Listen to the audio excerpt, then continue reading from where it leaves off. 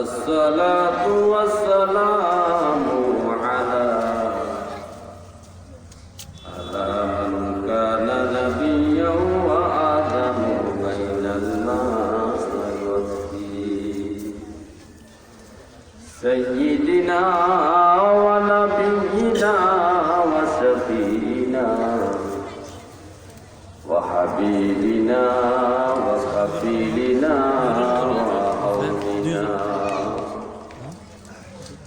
ومعيننا ومجيسنا محمد رسول الله صلى الله عليه وسلم. قال الله تعالى في كلامه المجيد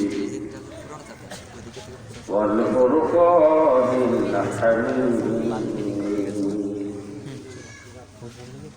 قل لا أسألكم عليه أجرا إلا المودة في القربى صدق الله مولانا العظيم وصدق رسوله النبي الكريم الآمين. قال النبي صلى الله عليه وسلم من أحب سنتي فقد أحبني ومن أحبني كان معي الجنة إن الله وملائكته يصلون على النبي يا أيها الذين آمنوا صلوا عليه وسلموا تسليما صلاة يا رسول الله سلام يا حبيب الله عليكم صلاة يا رسول الله عليكم سلام يا মনে আশা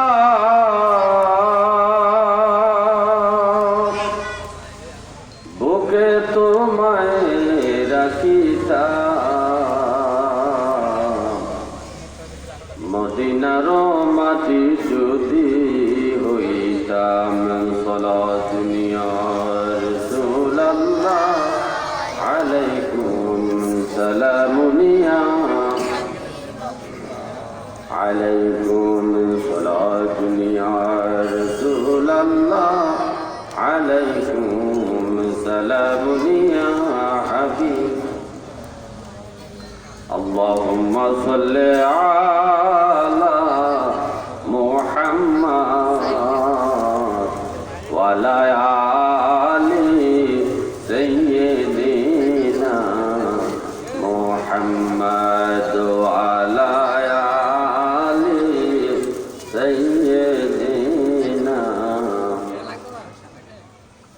গুনার বোঝা মাথায় লইয়া কান্দেছি ক্ষমা ভিক্ষা দাও গো দয়াল মাওলাজি আল্লাহুম্মা সাল্লি আলা মুহাম্মাদ ওয়া আলা আলি সাইয়্যিদিনা মুহাম্মাদ ওয়া আলা আলি সাইয়্যিদিনা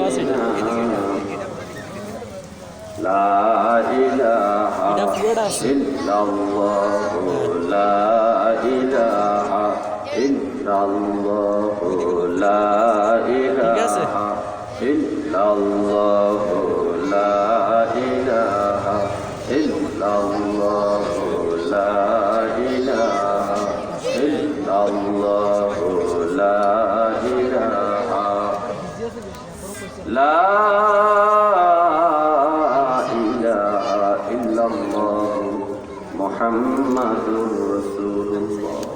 সাল্লাল্লাহু আলাইহি ওয়াসাল্লাম আলহামদুলিল্লাহ কাসীরা আল্লাহু আকবার কাবীরা আলহামদুলিল্লাহ কাসীরা আল্লাহু আকবার কাবীরা লা ইলাহা ইল্লাল্লাহ মুহাম্মাদুর রাসূলুল্লাহ আলহামদুলিল্লাহ কাসীরা আল্লাহু আকবার কাবীরা আলহামদুলিল্লাহ কাসীরা আল্লাহু আকবার কাবীরা লা ইলাহা ইল্লাল্লাহ মুহাম্মাদুর রাসূলুল্লাহ লা ইলাহা ইল্লাল্লাহ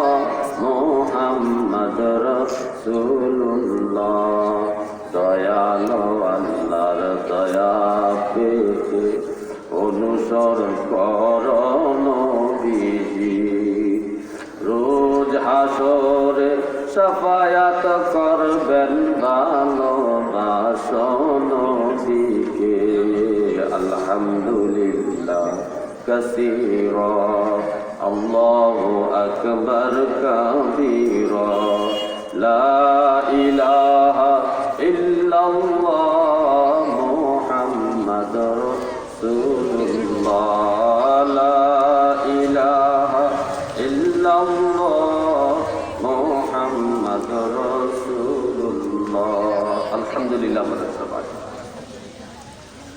আজ সাইকর সুনীল শাহী ঈদগাহ মসজিদ কমিটির উদ্যোগে কবরবাসীদের মাগফিরাত কামনায় করোনা ভাইরাস থেকে মুক্তির লক্ষ্যে আজিমুল শান ওয়াজ দোয়ার মাহফিল।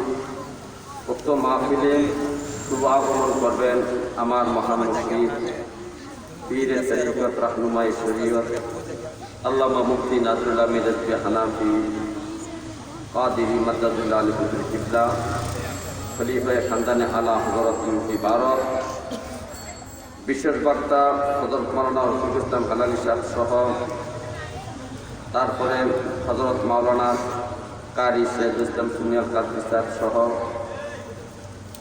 এবং আমার খুবই শ্রদ্ধার পাত্র এবং আমার মামা সম্পর্কে হয় মুফতি বদিল আলম রেজভী হানাফি আল কাদরি সাহেব সহ এই মাহফিলের সম্মানিত সভাপতি হাজী আব্দুর রব সাহেব, সম্মানিত সামিয়ানি কেরাম, পর্দানিসি মা ও বোনেরা, সবাইকে সালাম দিচ্ছি। আসসালামু আলাইকুম ওয়া রাহমাতুল্লাহি ওয়া বারাকাতুহু। আজকে এই মাহফিল কবরবাসীদের মাগফিরাত কামনায় এবং মহামারী করোনা ভাইরাস তথা ওমিক্রন থেকে মুক্তির লক্ষ্যে, আর সব কিছুর দোয়া কবুল হওয়ার একটা মাধ্যম হলো আহলে বাইতের মহব্বত। আহলে বাইতের মহব্বত যাদের অন্তরে থাকবে, যাদের দিলের মধ্যে থাকবে, এই মানুষটা সোনার মানুষে পরিণত হয়ে যাবে। সুবহানাল্লাহ। আল্লাহ তাআলা 1,24,000 পয়গম্বর কমবেশ দুনিয়ায় পাঠাইছেন। প্রত্যেকটা নবী তাদের দিন প্রচারে যে কষ্ট হয়েছে, সব কষ্টের বিনিময়ে তারা চেয়েছেন আল্লাহর কাছে তার যাজা, তার উম্মতের কাছে কোনো যাজা চান নাই। তার ফ্যামিলির সদস্যদের জন্য, তার আহলে বাইতের জন্য, তার পরিবার পরিজনদের জন্য কোনো কিছু জগতের মানুষের কাছে চান নাই, আল্লাহর কাছে যাজা চেয়েছে। কিন্তু আপনার আমার নবী মুহাম্মদ রাসূলুল্লাহ সাল্লাল্লাহু আলাইহি ওয়াসাল্লাম, ওনার বিষয়টা একটু ব্যতিক্রম। কারণ অন্যান্য নবীদের পরে নবী দুনিয়াতে আসছে, আমাদের নবী হল শেষ নবী। এই নবীর পরে আর দুনিয়াতে কোনো নবী আসবেন না। এই নবীর আওলাদে পাক যারা কিয়ামত পর্যন্ত থাকবে তাদের মাধ্যমে আল্লাহ রসুলের দ্বীন, এই ইসলাম সজীব সতেজ থাকবে, জীবিত থাকবে। তাদের মাধ্যমে আল্লাহ রসুলের মহাব্বত প্রচারিত হবে পৃথিবীর এক প্রান্ত থেকে অপর প্রান্ত পর্যন্ত। যার কারণে আল্লাহ তাআলা নবীকে শিখিয়ে দিচ্ছেন, হে আমার হাবিব, আপনি আপনার উম্মতদেরকে বলেন, কুল্লা আসআলুকুম আলাইহি আজরা, আমি তোমাদের কাছে কোনো প্রতিদান চাই না, কোনো প্রতিদান চাই না, ইল্লাল মাওয়াদ্দাহ ফিল কুরবা, শুধু আমার আহলে বাইতে, আমার পরিবার পরিজনদের মহাব্বত তোমাদের কাছে ভিক্ষা চাই। তোমাদের কাছে আমি আমার আহলে বাইতের মহাব্বত চাই, এতটুকু তোমাদের কাছে চাওয়া। আর যদি আমরা এই আহলে বাইতের মহাব্বত দিলের মধ্যে রাখতে পারি, তাহলে আমরা জাহান্নামের রাস্তা থেকে সরে গিয়ে জান্নাতের রাস্তায় চলতে পারবো এবং আল্লাহ রসুলের শাফায়াত আমাদের নসিব হবে। আমল আখলাকের মাধ্যমে আমরা সত্যিকার একজন মুমিন মুত্তাকিন আশিকের রাসূল হতে পারবো। আল্লাহ তাআলা আমাদেরকে সেই তৌফিক দান করবেন, আমিন। এখন হাদিস শরীফের মধ্যে আছে, মান আহাব্বা সুন্নাতি, নবী বলছে যে আমি নবীর সুন্নতকে ভালোবাসি। পৃথিবীর প্রত্যেকটা জিনিসের একটা সংজ্ঞা আছে। আল্লাহ রসুলের ভালোবাসার সংজ্ঞা নবী নিজেই দিয়েছেন, যে আমার ভালোবাসা কাকে বলে। নবী বলছেন মান আহাব্বা সুন্নাতি, যে আমি নবীর সুন্নত, আমি নবীর নিয়ম তরিকা পদ্ধতি জীবনযাপনকে, আমার সিরতকে যে ভালোবাসবে, আমার বিশুদ্ধ জিন্দিগি সিরতকে যে ভালোবাসবে, আমার নিয়ম দেখানোর পদ্ধতি মত পথকে যারা ভালোবাসবে, সেজন্য আমি নবীকেই ভালোবাসতে পারবো। সুবহানাল্লাহ। নবী বলছেন যারা আমি নবীকে ভালোবাসলো তারা আমি নবীর সাথে জান্নাতে থাকবে। সুবহানাল্লাহ। এখন অন্য জায়গায় নবীজি বলেছেন, যদি তোমরা আমি নবীর সুন্নতকে ভালোবাসতে চাও, আমি নবীর ভালোবাসা পেতে চাও, তাহলে আমার আহলে বাইতকে ভালোবাসো। সুবহানাল্লাহ। কেন ভালোবাসো জানেন? আহলে বাইতের অন্যতম সদস্য হলো ইমাম হুসাইন রাদিয়াল্লাহু তাআলা। ইমাম হুসাইন রাদিয়াল্লাহু তাআলা আহলে বাইতের অন্যতম সদস্য। ইমাম হুসাইন দেখেন, কারবালার ময়দানে শহীদ হওয়ার আগ মুহূর্তে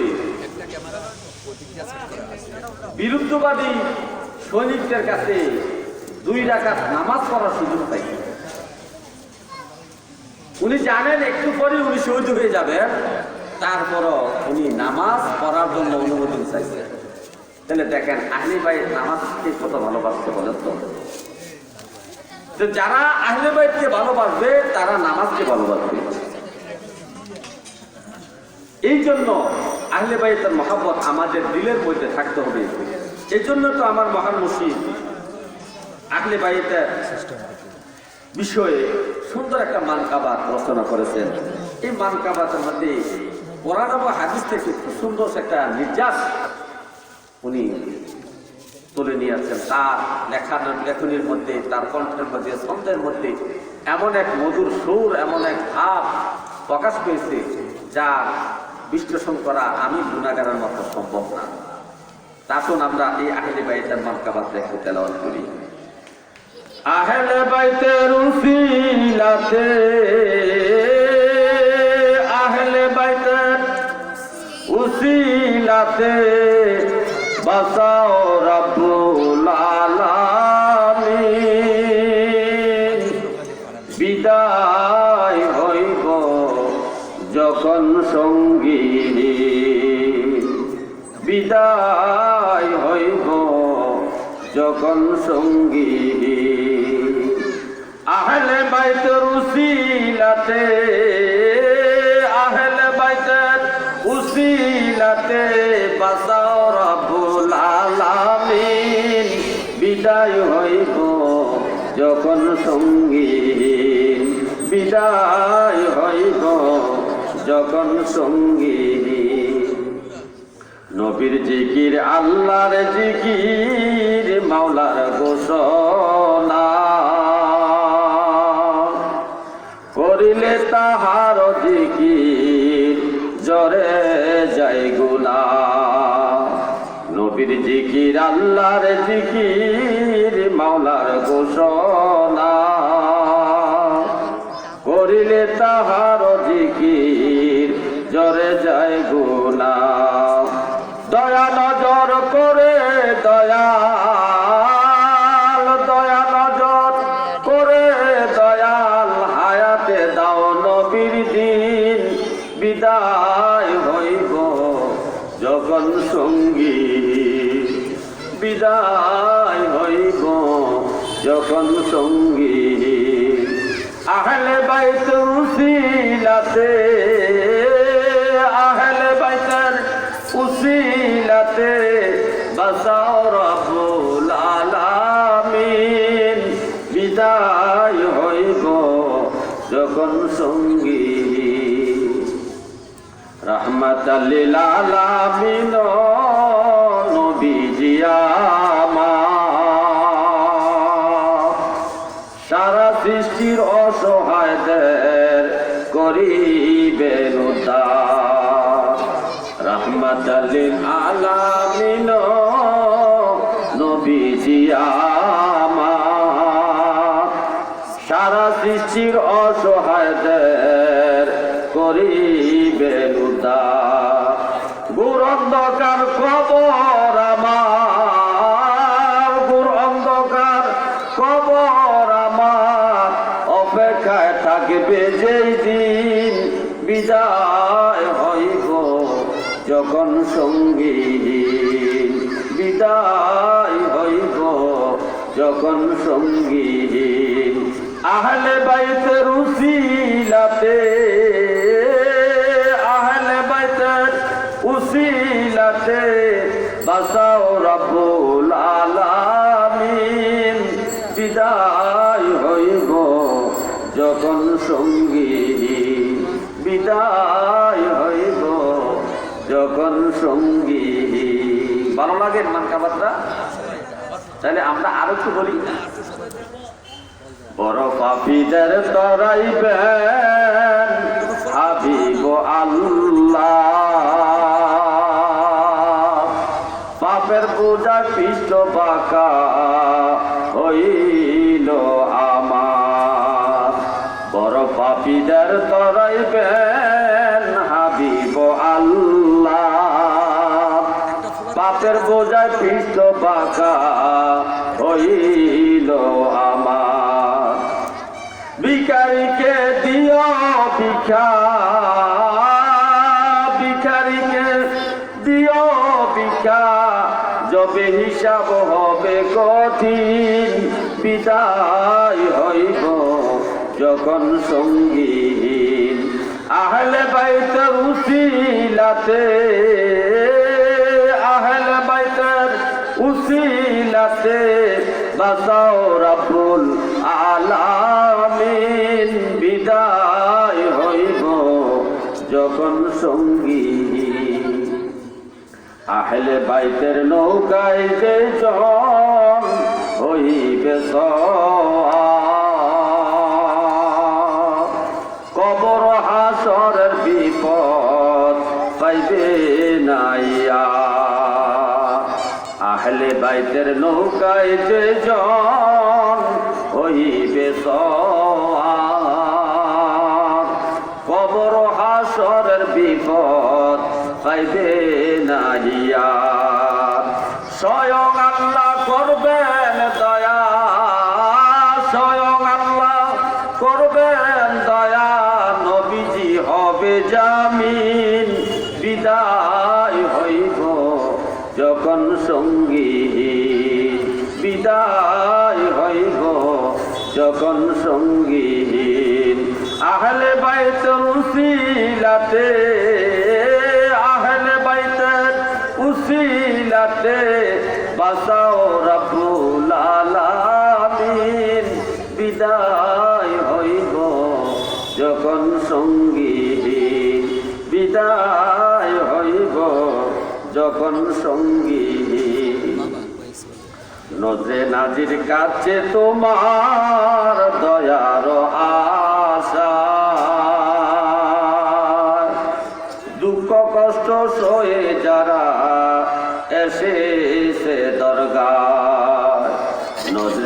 নবীর কাছে তোমার দয়ার আশায় দুঃখ কষ্ট সয়ে যারা এসেছে দরগায় মুনাজাতে পূর্ণ হাতে মুনাজাতে পূর্ণ হাতে উঠাও রব্বুল আলামিন বিদায় হইব যখন সঙ্গী বিদায় হইব যখন সঙ্গী সবাই বলে মারহাবা। হে আমার ভাইও গভীর ভাবে মনোযোগ, আহলে বাইতের ভালোবাসা যাদের হৃদয়ে থাকবে তারা সোনার মানুষে পরিণত হতে পারবে। কারণ নবীজি ভালোবাসার সংজ্ঞা দিয়েছেন আমার উম্মত। আমার ভালোবাসা কি তোমরা শোনো, মান আহাব্বা সুন্নতি, যারা আমি নবীর নিয়ম পদ্ধতি, আমি নবীর সুন্নতের আমলগুলা, আমি নবীর দেখানো মত পথকে যারা ভালোবাসবে, ফাকাত আহাব্বানি, নবীজি বলেন সেজন্য আমি নবীকে ভালোবাসলো। কিন্তু দুঃখের বিষয় বর্তমানের ভালোবাসা এখন মুখে মুখে, নবীকে মুখে মুখে ভালোবাসে, গানে গজলে গল্পে নাটকে বিভিন্ন কথাবার্তায় ভালোবাসে, আলাপ আলোচনায় আড্ডায় নবীকে ভালোবাসে, কিন্তু আমলের দিয়ে একদিয়া নবীকে ভালোবাসে না। নবীজি বলছেন আমার ভালোবাসা হলো আমলের দিক দিয়া। মান আহাব্বা সুন্নতি, যে আমি নবীর সুন্নতকে ভালোবাসলো, নবীর সুন্নতকে, নবীর সুন্নত হলো টুপি, টুপিকে যদি ভালোবাসতে হয় টুপি মাথায় দিতে হবে। নবীর সুন্নত, দাড়িকে যদি ভালোবাসতে হয় দাড়ি রাখতে হবে। আপনি টুপি মাথায় দিলেন না বলে আমি টুপিকে ভালোবাসি, দাড়ি রাখলেন না বলেন আমি দাড়িকে ভালোবাসি, এটা হয় না। এই ভালোবাসা আপনার দাবি কখনো সঠিক হবে না। আপনি যদি নবীর সুন্নতকে ভালোবাসেন টুপি মাথায় দিতে হবে, নবীর দাড়ি সুন্নতকে যদি আপনি ভালোবাসেন দাড়ি রাখতে হবে। টুপি মাথায় এবং দাড়ি রাখার পরে আপনার মধ্যে নবীর ভালোবাসার চিহ্ন প্রকাশ পাবে। নবীজি বলছেন যারা আমি নবীর সুন্নতকে ভালোবাসলো, আমি নবীর আমল আখলাককে যারা ভালোবাসলো, আমি নবীর দেখানো মহব্বতকে যারা বাসলো, ফাকাত আহাব্বানি, সেজন্য অতি নিকটে আমি নবীকে ভালোবাসলো, যেন আমি নবীকে সে ভালোবাসলো। আর আমি নবীকে যারা ভালোবাসবে, আমি নবীকে যে ভালোবাসবে সে আমার সাথে জান্নাতের মধ্যে বসবাস করবে।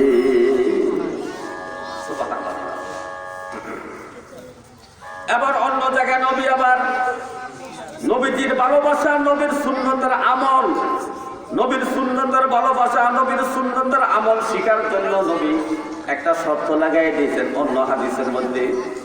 যদি আমি নবীর সুন্নতকে তোমরা ভালোবাসতে চাও, আমি নবীর দেখানো মহব্বতকে যদি তোমরা ভালোবাসতে চাও, তাহলে আমার আহলে বাইতকে ভালোবাসো, আমার আহলে বাইতের অনুকরণ করো। আমার আহলে বাইত আমার তরিকা যারা জীবনে একটি কর্ম করবে না, আমার আহলে বাইত আমার অনুসরণ যারা ভিন্ন কোনো পথে যাবে না। কারণ আল্লাহ রাসূলের রক্ত মুবারক তারা আহলে বাইতের, বিশেষ করে ইমাম হাসান হুসাইনের মধ্যে প্রবাহিত আছে। ইমাম হাসান হুসাইন কখনো ভিন্ন পথে যাবেন না। ইমাম হুসাইনের আমল দেখেন না, নবীজি যেভাবে হাঁটতেন রাস্তা দিয়ে, নবীজির অনুকরণে ইমাম হুসাইন হাঁটতেন। নবী যেভাবে কথা বলতেন, যে ভঙ্গিমায় কথা বলতেন, ইমাম হুসাইন এবং ইমাম হাসান ওইভাবে নবীর ভঙ্গিমা নিয়ে কথা বলতেন। নবীজি যেভাবে হাসি দিতেন, ইমাম হাসান হুসাইন নবীজির অনুকরণে ওইভাবে হাসি দিতেন।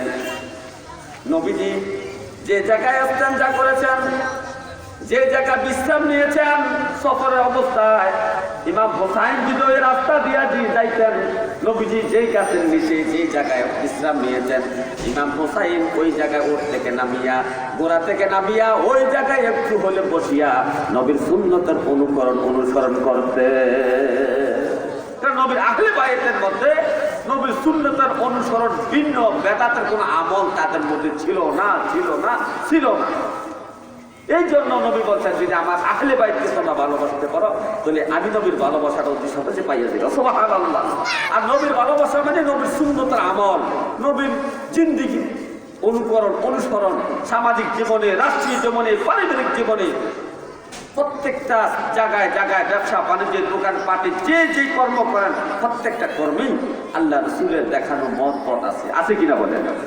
এইগুলো আপনি আমল করতে পারবেন যদি আহলে বাইতের মহব্বত আপনার মধ্যে থাকে। আমরা দুঃখের বিষয়, ইমাম হুসাইনের জীবনী শতকরা 90 জন মানুষই জানে না, ইমাম হাসানের জীবনী জানে না। এখন আসেন আহলে বাইতের সদস্যদের বিষয়ে কথা বলি। নবীজির আহলে বাইত পরিবার পরিজন কারা?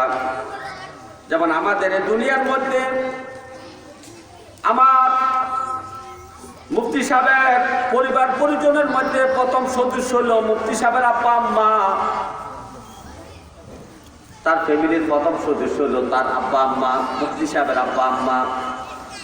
দ্বিতীয় পর্যায়ে তার সদস্য হলো তার বিবিগণ, তার ছেলে মেয়েগণ, তার বিবিগণ।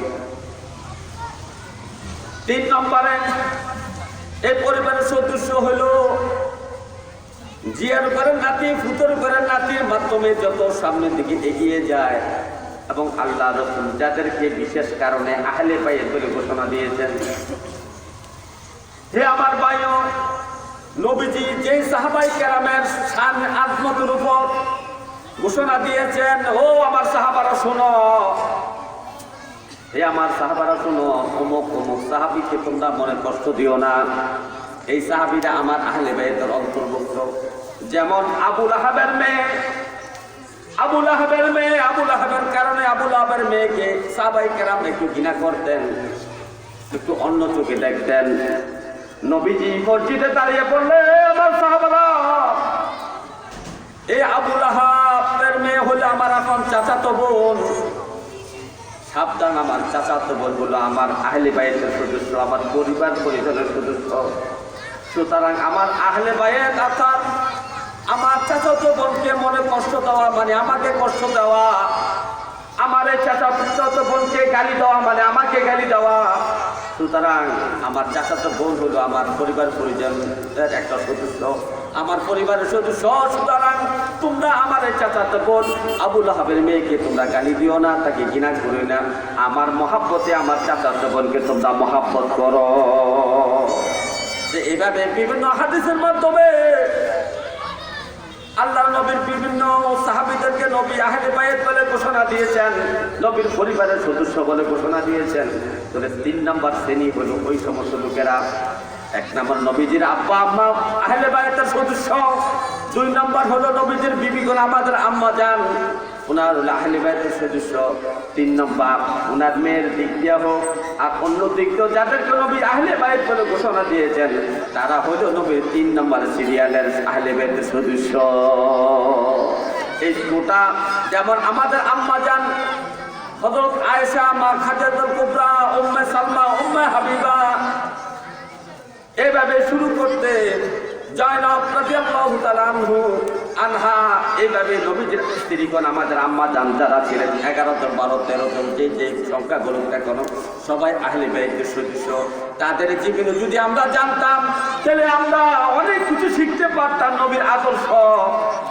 যেমন মহিলাদের মধ্যে সবচেয়ে বেশি হাদিস বর্ণনা করেছেন আম্মা জান আয়েশা। আম্মা জান আয়েশা কিন্তু আহলে বাইত নবীর পরিবার পরিজনের একদম সদস্য। আম্মা জান আয়েশাকে যদি কোনো ব্যক্তি অনুসরণ করে সে নাজাতের রাস্তা পেয়ে যাবে। আমার আম্মা জান হাজার হাজার হাদিস বর্ণনা করেছেন। মহিলাদের গোপনীয় বিষয় হচ্ছে তো মাসলা মাসাইল আছে, এবং মহিলাদের যত মাসলা মাসাইল আছে সবগুলা মাসলা মাসাইল আমার আম্মা জান আয়েশা প্রকাশ করেছে। তাহলে দিনের কত খেদমত হয়েছে আহলে বাইতের দ্বারা। হে আমার ভাই, এই আহলে বাইতের অন্যতম সদস্য হলো ইমাম হুসাইন রাদিয়াল্লাহু তাআলা আনহু, যিনি কারবালার ময়দানে শত্রুপক্ষের কাছে 2 রাকাত নামাজ পড়ার জন্য অনুমোদন চেয়েছেন। উনি 2 রাকাত নামাজ পড়েছেন। দ্বিতীয় রাকাতের শেষ পর্যায়ে সালামও ফিরান নাই, এমন অবস্থায় এজিদের বাহিনীরা তীর মেরে তাকে শহীদ করলেন। তাহলে নবীজি ইন্তেকালের সময় ঘোষণা দিয়েছেন আসসালাত আসসালাত। এই কথাটা বলার 1 সেকেন্ড পরে নবীজি দুনিয়া থেকে বিদায় নিয়েছেন। ইন্তেকালের সময় নবী নামাজের কথা বলেছেন। নবীজির আহলে বায়াত শহীদ হওয়ার আগ মুহূর্ত নামাজের মহব্বত দেখায় গেছেন। সুতরাং নবীর আহলে বায়াতকে ভালোবাসতে হলে নামাজকে সবাই ভালোবাসতে হবে, নামাজকে ভালোবাসতে হবে। আপনি নামাজকে যদি ভালো না বাসেন তাহলে আপনি আহলে বায়াতের মহব্বত পাবেন না। এই নামাজ সবচেয়ে বড় ইবাদত। এই নামাজ এবং নামাজের বিষয়ে, জাকাতের বিষয়ে যতগুলা কোরআনে আয়াত নাযিল হয়েছে, অন্য কোন ইবাদতের বিষয়ে এত আয়াত নাযিল হয় নাই। প্রায় 88 জায়গার মধ্যে, 82 জায়গার মধ্যে, প্রায় 82টা জায়গার মধ্যে নামাজ এবং জাকাতের বিষয়ে আল্লাহ হুকুম করেছেন। কিন্তু রোজার বিষয়ে, হজের বিষয়ে, অন্যান্য বিষয়ে এত আয়াত আল্লাহ রাসূলের কাছে আল্লাহ নাযিল করেন নাই। আমার নবীজি এই নামাজের বিষয়ে, জাকাতের বিষয়ে যতগুলা হাদিস বর্ণনা করেছেন, নামাজের বিষয়ে যতগুলা হাদিস সিয়াসত থেকে শুরু করে অন্যান্য হাদিসের কিতাবে যতগুলা হাদিস আছে নামাজের বিষয়ে, রোজার বিষয়ে এত হাদিস নেই, হজের বিষয়ে এত হাদিস নেই, দাড়ির বিষয়ে এত হাদিস নেই। কিন্তু নামাজের বিষয়ে এত হাদিস নবীজি বর্ণনা করেছেন, এত কথা নামাজের বিষয়ে বলেছেন। জাকাতের বিষয়ে এত কথা বলেছেন। জাকাত এবং নামাজের বিষয়ে যত হাদিস আছে, অন্যান্য ইবাদতের বিষয়ে তত বর্ণনা হাদিসের মধ্যে নাই। কারণ নামাজ হলো সর্বশ্রেষ্ঠ ইবাদত। নামাজ হলো সর্বশ্রেষ্ঠ ইবাদত। হে আমার ভাইও, গভীর মনোযোগ দেখেন না, ফেরেশতারা যারা সেজদা অবস্থায় আছে কিয়ামত পর্যন্ত তারা সেজদা অবস্থায় থাকবে, সাজদার তাসবিহ সুবহান রাব্বিয়াল আলা উচ্চারণ করতে থাকবে। তারা মাথা উঠাবে না কিয়ামত পর্যন্ত। যারা রুকু অবস্থায় আছে, লক্ষ লক্ষ অসংখ্য ফেরেশতারা রুকুর মধ্যে যাইয়া বলতেছে সুবহান রাব্বিয়াল আযীম, সুবহান রাব্বিয়াল আযীম। কিয়ামত পর্যন্ত তারা এই তাসবিহ তেলাওয়াত করতে থাকবে, রুকুর মধ্যে থাকবে, সোজা হবে না। যারা আত্তাহিয়াত অবস্থায় আছে কিয়ামত পর্যন্ত তারা আত্তাহিয়াত পড়তেই থাকবে, সালাম ফিরানোর সুযোগ পাবে না।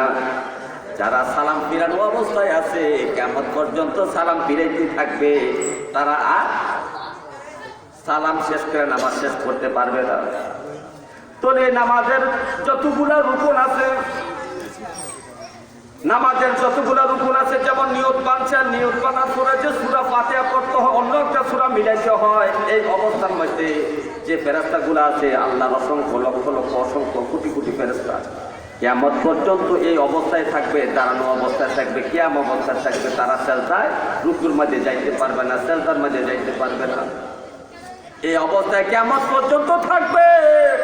কিন্তু আপনি 2 রাকাত নামাজ পড়ে আল্লাহর এই সৃষ্টি জগতের অসংখ্য ফেরেশতা নামাজের যতগুলো রুকুন তারা অবস্থা রুকুন পালন অবস্থায় আছে, সমস্ত রুকুনের পালনের সবগুলো আপনি 2 রাকাত নামাজের মধ্যে অর্জন করতে পারছেন। অর্থাৎ আপনি যে নিয়ত পাঞ্জা দাঁড়াইছেন, কিয়ামের মধ্যে আছেন, দাঁড়ানোর মধ্যে আছেন, আল্লাহর অসংখ্য ফেরেশতা যারা কিয়ামত দাঁড়ানোর অবস্থা সূরা কেরাত করতেছে, কিয়ামত পর্যন্ত যারা পড়তে থাকবে, ওই সমস্ত ফেরেশতাদের সম পরিমাণ নেক আপনি নামাজে দাঁড়ানো কিয়াম অবস্থায় অর্জন করে ফেলবেন। জোরে জোরে বলেন সুবহানাল্লাহ। যে ফেরেশতারা রুকু অবস্থায় আছে, সুবহান রাব্বিল আযীম বলতেছে, কিয়ামত পর্যন্ত তারা এই তাসবিহা বলতেই থাকবে। আপনি যখন নামাজে দাঁড়াইয়া রুকু অবস্থায় সুবহান রাব্বিল আযীম 3 বার অথবা 5 বার 7 বার উচ্চারণ করেছেন, এই 3 বার 5 বার 7 বার করার কারণে কিয়ামত পর্যন্ত যে ফেরেশতারা রুকু অবস্থায় তাসবিহ করতেছে, এই সমস্ত ফেরেশতাদের সমপরিমাণ নেক আপনার আমল নামায় আল্লাহ দিয়া দিবে।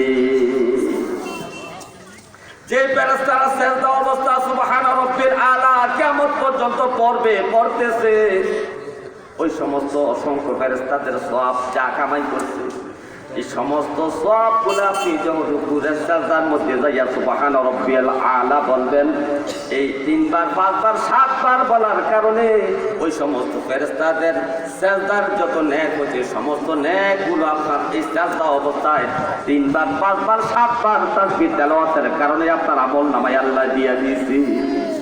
নামাজ কত বড় দামি ইবাদত চিন্তা করছে। হে আমার ভাইও গভীর মনোযোগ, এই আহলে বাইত নামাজকে ভালোবাসে, ইন্তেকালের আগে শহীদ হওয়ার আগেও নামাজকে মহব্বত করে দেখাইয়া গেছে।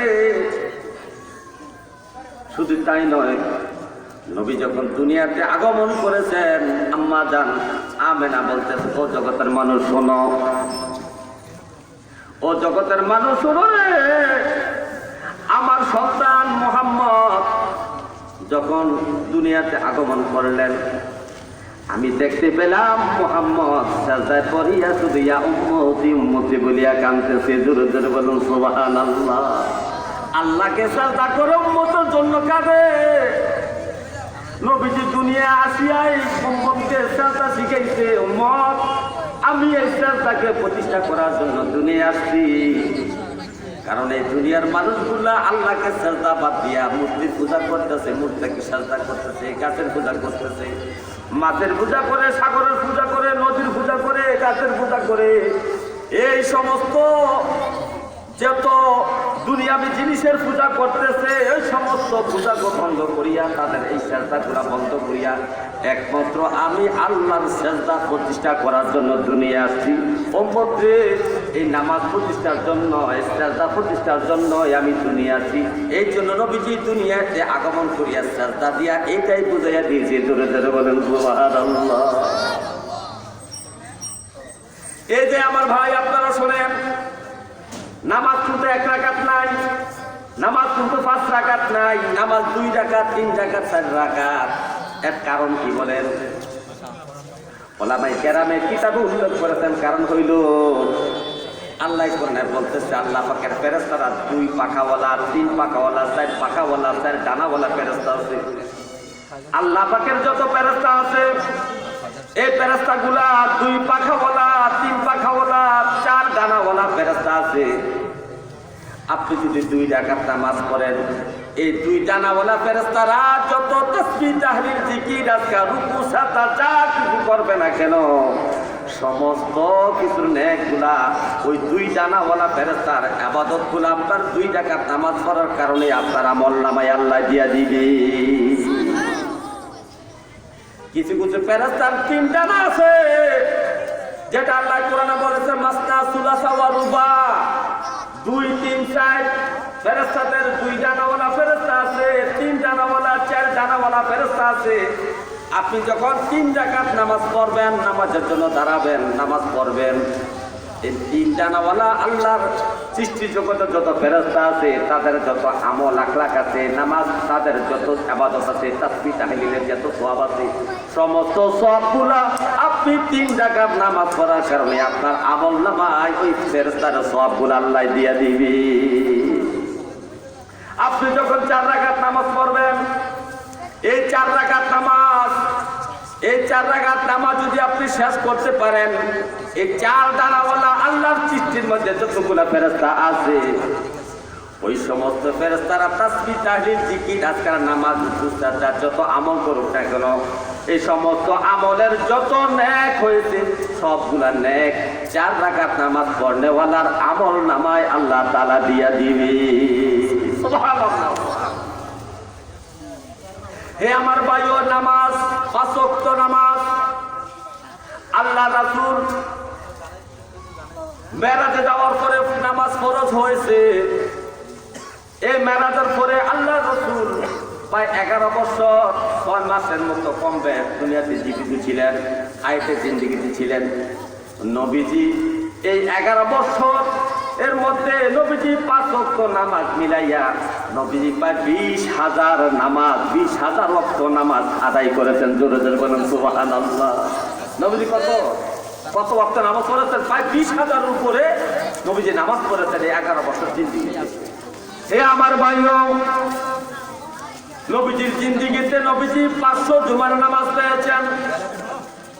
নবীজির জিন্দেগিতে নবী এত বেশি বেশি নামাজের বিষয়ে উল্লেখ করেছেন, বর্ণনা করেছেন সাহাবাই কেরামের সামনে, যে ইবাদতটা এত মর্যাদাশীল, এর বেশি বেশি আলোচনা নবীজি হাদিসের মধ্যে করেছেন, আল্লাহ কোরআনের মধ্যে করেছেন। এই জন্য আমাদেরকে নামাজ পড়তে হবে। আর যারা আহলে বাইতকে ভালোবাসবে, মহব্বত করবে, ওই যে শহীদে কারবালার কথা স্মরণ করবে, তারা অবশ্যই 5 ওয়াক্ত নামাজ জামাতে শহীদ করবে, জামাতে শহীদ করবে। আর মুখে মুখে বলবেন আমরা আহলে বাইতকে ভালোবাসি, মুখে মুখে বলবেন না। এই মানুষগুলা যত গুনাহ করুক না কেন, যত গুনাহ করুক না কেন, গুনার পরে যদি তওবা ইস্তেগফার করে, আহলে বাইতের তুসিলা নিয়ে যদি আপনি তওবা ইস্তেগফার করেন, দেন আল্লাহ তাআলা আপনার এই তওবা ইস্তেগফার কবুল করবেন এবং আল্লাহ তাআলা আপনাকে এই তওবা ইস্তেগফার কবুল করে আপনাকে জান্নাতের ফয়সালা করে দিবেন। জোরে জোরে বলেন সুবহানাল্লাহ। আল্লাহুম্মা সাল্লি ওয়া সাল্লিম, আল্লাহুম্মা সাল্লি ওয়া সাল্লিম আলাইহি ওয়া আলিহি মাআহু আজমাইন, আল্লাহুম্মা সাল্লি ওয়া সাল্লিম, আল্লাহুম্মা সাল্লি ওয়া সাল্লিম। কি করিলে বড় বাজারে হিসাব চলছে মন তোমার দেহর গরে, হ্যাঁ মাইক ওই সাইডটা বাজে না, ওটা ঠিক করতে করোনার মন থাকতে সে বাজারের দিন, আল্লাহুম্মা সাল্লি ওয়া সাল্লিম, আল্লাহুম্মা সাল্লি ওয়া সাল্লিম আলাইহি ওয়া আলিহি মাআহু আজমাইন, আল্লাহুম্মা সাল্লি ওয়া সাল্লিম, আল্লাহুম্মা সাল্লি ওয়া সাল্লিম। বেলা যখন শেষ হইবে বিদায় করি সামনে আসবে, কেমন তোমায় ধরে রাখবে, কেমন তোমায় ধরে রাখবে, একাকি যাবে সেদিন, আল্লাহুম্মা সাল্লি ওয়া সাল্লিম, আল্লাহুম্মা সাল্লি ওয়া সাল্লিম। সবাই বলেন মারহাবা। হে আমার ভাই ও কবির বন্ধু, আমরা যদি আল্লাহ তাআলার কাছে ক্ষমা পেতে চাই, মাফ পেতে চাই, আমাদের গুনাহগুলো যদি মাফের আওতা নিয়ে আসতে চাই, তাহলে আমাদের আহলে বাইতকে ভালোবাসতে হবে। আর আহলে বাইতের ভালোবাসার মধ্যে আপনার ক্ষমা, আপনার নাজাতের ব্যবস্থা নিহিত আছে। আপনি যতটুকু গুনাহ করেছেন, প্রতিদিন যদি আপনি তওবা ইস্তেগফার করেন, তওবা ইস্তেগফারের মাধ্যমে আপনার গুনাহ কর্ম থেকে আপনার মন ফিরিয়ে যাবে, গুনার কর্ম আপনাকে করতে আপনি চাইবে না। এই জন্য আমার মহান মুর্শিদ বলে, হে আমার মুরিদ সন্তানেরা শোনো, আমার আল্লাহ কত বড় মেহেরবান, আমার আল্লাহ কত বড় মেহেরবান তোমরা শোনো। আমার আল্লাহর কাছে বান্দা যত বারবার গুনাহ করবে, কোনো তওবা ইস্তেগফারের মাধ্যমে আল্লাহর কাছে ক্ষমা চায়। আহলে বাইতের মহব্বতে আমার আল্লাহ ওই সমস্ত বান্দাদেরকে ক্ষমা করে দেয়। আমার দয়াল কত মেহেরবান। এই মাত্রাও, এই নামটাও, এই নজরটাও আমার মহান মুর্শিদ দিয়েছে। আমরা কি করি আসলে, আমার দয়াল কত মেহেরবান, দুহাত তুলে ক্ষমা চাইলে দেয় বান্দাকে পরিত্রাণ, আমার দয়াল কত মেহেরবান, আমার দয়াল কত মেহেরবান। যে জন পাবেন অতল নদীতে ডাকেন মাওলা নিরাশ না হতে,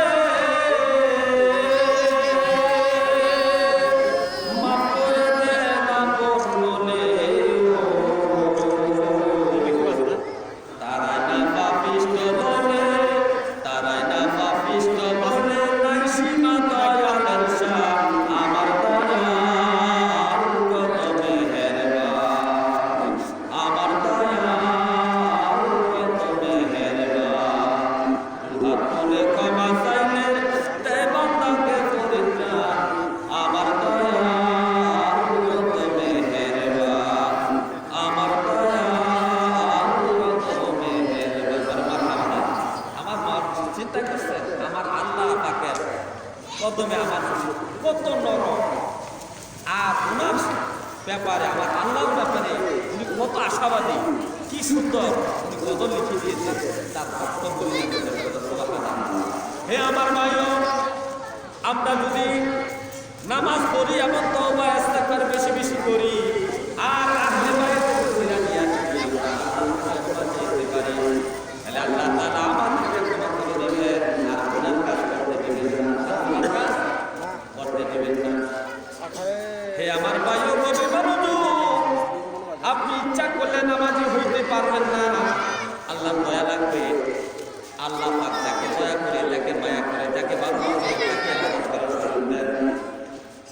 শয়তান যাদেরকে ভালোবাসে তাদেরকে আপনার থেকে দূরে রাখেন। আপনি ইচ্ছা করলে নামাজি হইতে পারবেন না, আল্লাহর কাছে কাঁদতে হবে, আল্লাহ আপনি আমাকে নামাজি বানায় দেন, মসজিদ থেকে নামাজ থেকে আমার দূরে রেখেছেন। আর আপনি এই কারণ নামাজের জন্য আল্লাহর কাছে কাঁদছে, তার পরিবার পরিজন নামাজি হওয়ার জন্য আল্লাহর কাছে কাঁদছে। ইব্রাহিম নবী আল্লাহর কাছে দোয়া করতেন, রব্বি জাআলনি মুকিমান ওয়া মিন যুররিয়াতি রব্বানা তাকাব্বাল রব্বানা ইগফির লি ওয়া লিওয়ালিদাইয়া ওয়া লিল মুমিনিনা ইয়াওমা ইয়াকুমুল হিসাব। ইব্রাহিম নবী নামাজি পরিবার নামাজি হওয়ার জন্য তার আহলে বাইত সাথে তার সন্তানদেরকে নেককার বানানোর জন্য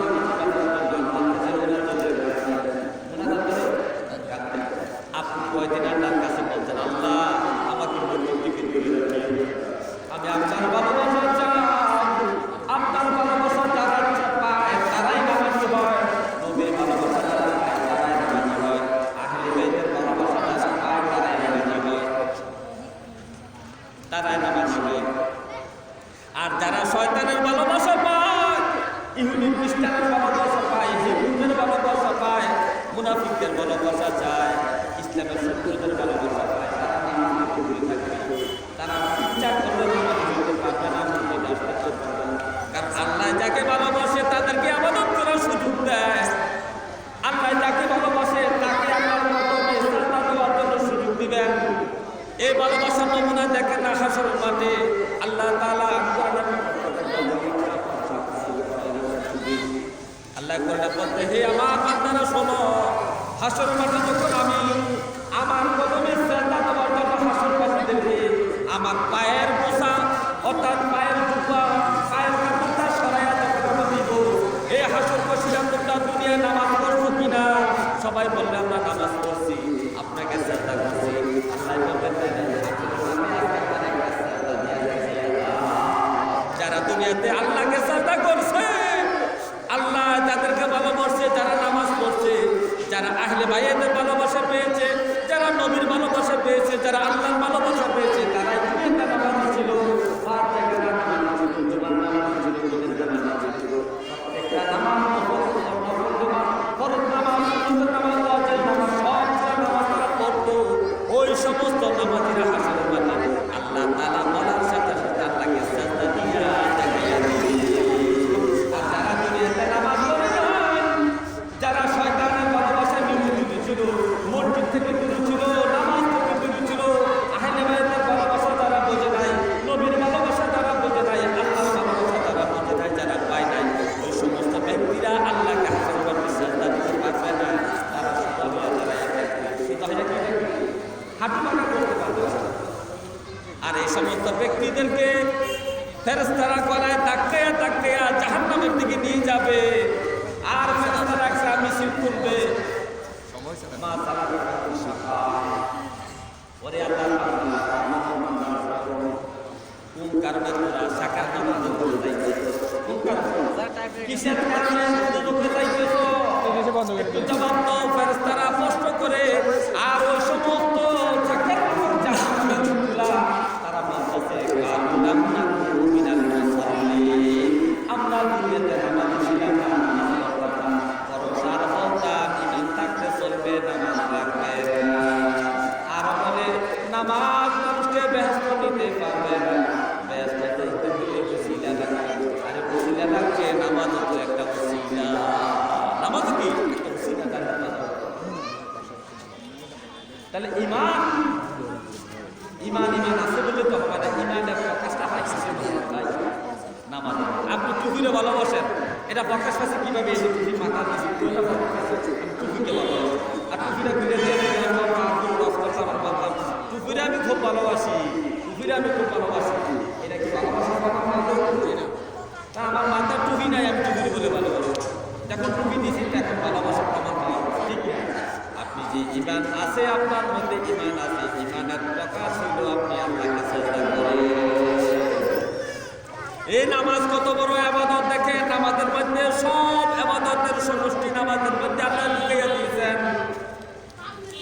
এই জন্য নামাজের কথাই আল্লাহ বেশি বেশি বলেছেন। নামাজ পড়তে গেলে আপনার নামাজের মধ্যে কোরআন তেলাওয়াত আছে,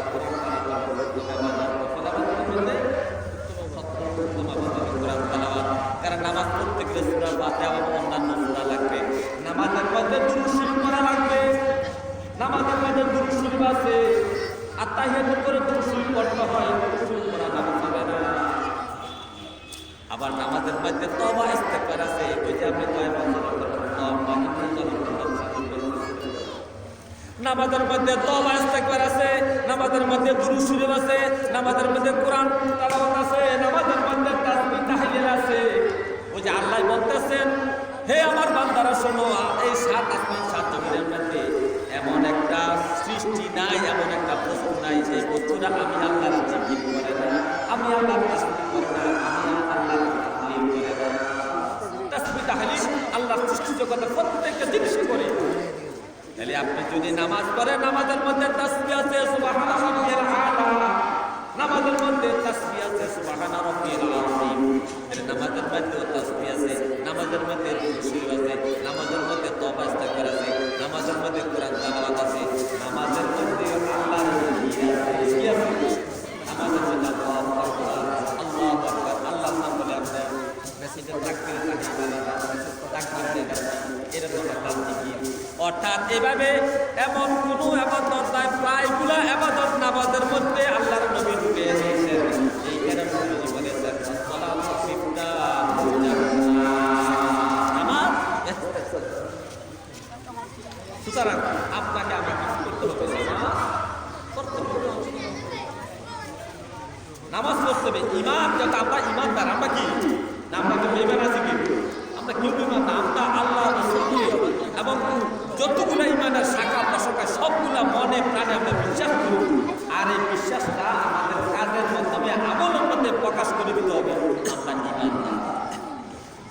হে আমার ভাইও, হাদিস শরীফের মধ্যে আছে, হে আমার উম্মতেরা, হে আমার সাহাবারা শোনো, তোমরা যদি কোনো মানুষের সাথে মসজিদের একটা মহব্বত দেখো, মসজিদ নির্মাণের সাথে, মসজিদে খরচের সাথে, মসজিদে টাকা পয়সা ব্যয় করার সাথে, হালাল টাকা পয়সা যদি মসজিদে খরচ করে, মসজিদের সাথে তার দিল লেগে থাকে, মসজিদের থেকে বাইর হইতে মন চায় না, কখন মসজিদের ভিতরে যাবে জামাতের সাথে নামাজ পড়ার জন্য। এমন অবস্থা যদি কোনো মানুষের দেখতে পাও, হে আমার উম্মত, হে আমার সাহাবারা, তোমরা এই ব্যক্তির ঈমান আছে বলে তোমরা সাক্ষী দিও। তাহলে মসজিদের সাথে যদি মহব্বত থাকে, মসজিদের জন্য যার দিল কাঁদে, মন কাঁদে, মসজিদের জন্য যার ভালোবাসা মনের মধ্যে সবসময় জাগ্রত থাকে, ওই ব্যক্তির ঈমান আছে বলে যদি নবী সাক্ষী দিতে বলে, যারা নামাজ পড়ে তারা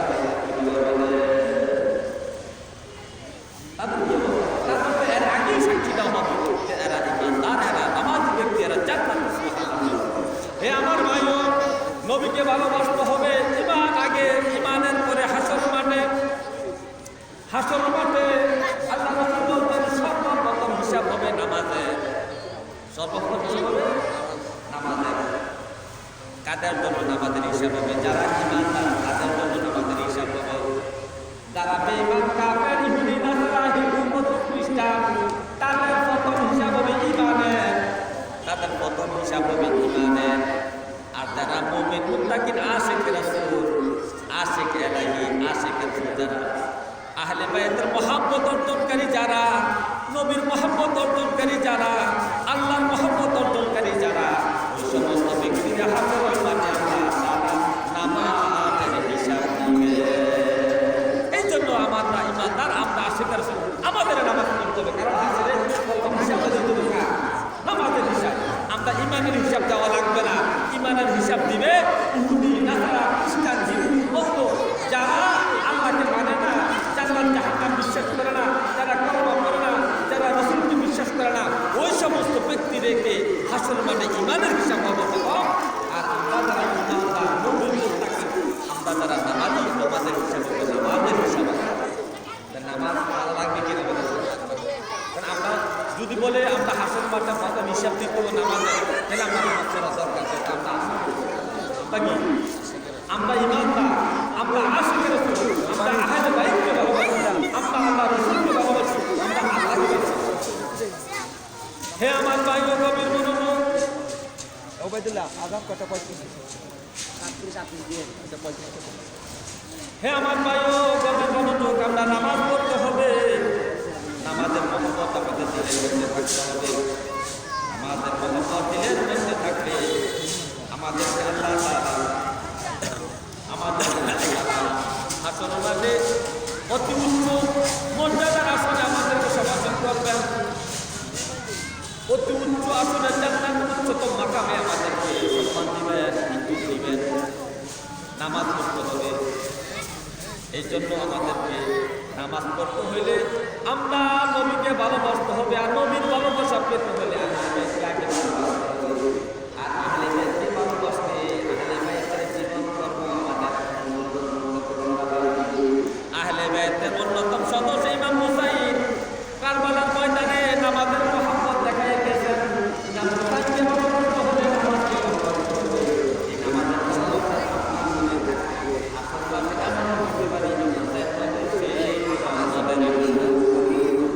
আমার লা ইলাহা ইল্লাল্লাহ মুহাম্মাদুর রাসূলুল্লাহ সাল্লাল্লাহু আলাইহি ওয়াসাল্লাম তাসলিমা লা ইলাহা ইল্লাল্লাহ মুহাম্মাদুর রাসূলুল্লাহ সাল্লাল্লাহু আলাইহি ওয়াসাল্লাম তাসলিমা। নবীর উপর দুরূদ সালাম সবাই মনে আছে যে, সবাই মনে আছে।